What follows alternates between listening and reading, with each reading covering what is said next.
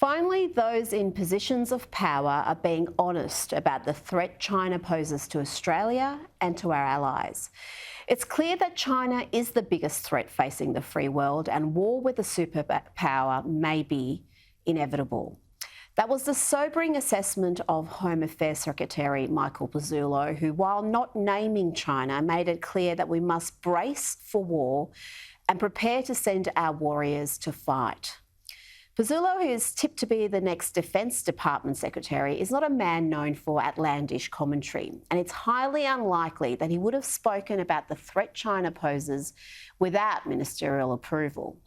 In calling for the same sense of duty, resolve and preparedness to face equivalent challenges as the original Anzacs, he has made it clear that the Morrison government would steadfastly stand with our allies, and that must include Taiwan against Chinese aggression. Pezzullo's Anzac Day message to staff wasn't about warmongering, but he cautioned that we cannot allow a natural aversion to war to come at the cost of our precious liberty. The sad reality is that conflict with China will be inevitable if Beijing makes a move against Taiwan.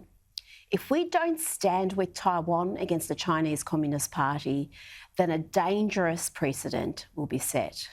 Australia and its allies must also stand firm against Chinese aggression when it comes to acts of economic coercion. Whether it's negotiating trade deals or investigating the origins of COVID-19, the West cannot allow China to divide and conquer. Defence Minister Peter Dutton also admitted on Sunday that Australia cannot discount conflict with China over Taiwan. He said that a conflict cannot be discounted and there is a high level of preparedness, as there should be, as there always will be, for our Australian Defence Force to meet the threats that we see in our region towards our country and against our allies. Australia must also be prepared to offer asylum to those fleeing Hong Kong, and perhaps Taiwan as well, if China's aggression intensifies.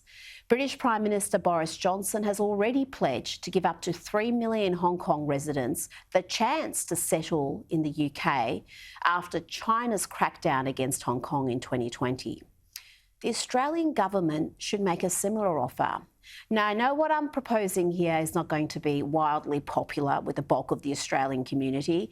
We have seen in poll after poll, Australians make it clear that they want migration numbers to this country to be cut, and to be cut dramatically. But Big Australia is an unspoken policy position backed by both major political forces in this country. And we stand to benefit greatly from taking the highest calibre migrants in the world. Migrants from Hong Kong will be lifters, not leaners. They will be migrants who are not only law-abiding with crime rates well below the national average, but also highly educated, trained and productive. People from Hong Kong are freedom-loving and understand the threat of tyranny. They will fight to preserve our freedoms better than some of the self-loathing, Marxist-loving, privileged miscreants born and bred here.